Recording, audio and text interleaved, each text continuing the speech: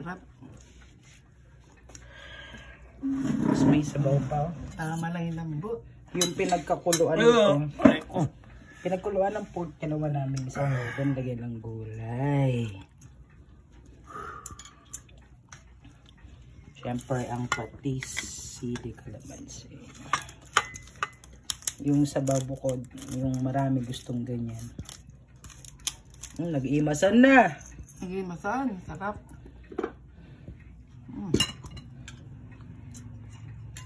Bag nag-iimasan ata, no? Baka.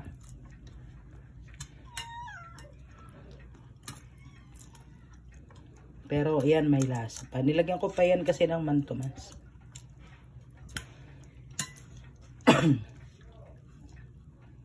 Wala pa nang natirang patatas dito. Wala yan, dahon lang. Wala naman kasing laman yan. Soup lang yan, soup. Yung pork broth, o diba?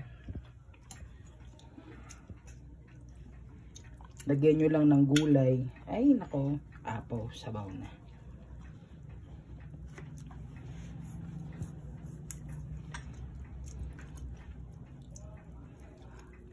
Winner na naman dito. Winner na naman po kasi po dito po medyo mahina po kumain. Dito po kasi wala nang dasal-dasal. Thank you for watching. Subo po kasi agad dyan.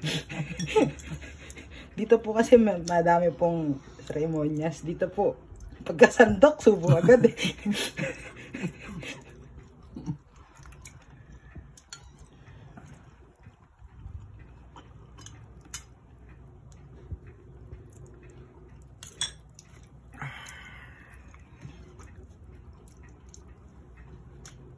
O, diba?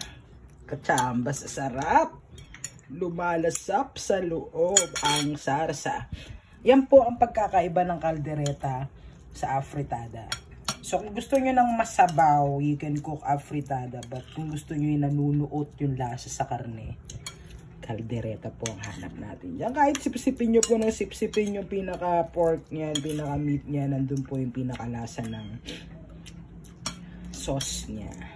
Ayos. Sarap. Ayan po, di ba? Napagsama niya na po yung Sarap. nilaga.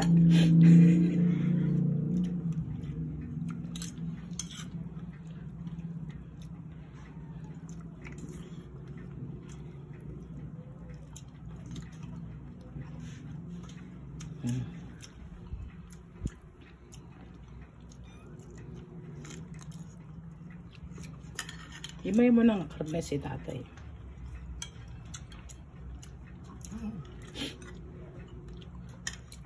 Ako.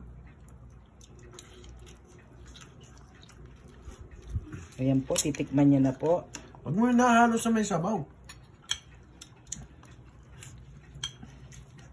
Hindi ko malasahan eh.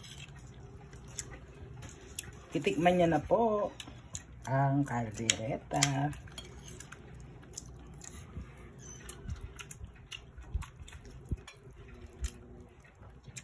Spoon and fork pag may buto. Sabi ko sa himayin mo eh. Pangkamay kasi yung ganyang buto-buto.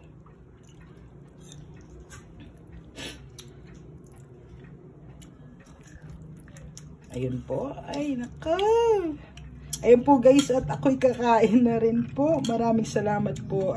Thank you guys for watching. Kasi po ito po ay hihirit pa. Napakalambot at napakasarap. Bye for now. At ako'y kakain na rin po guys. Bye!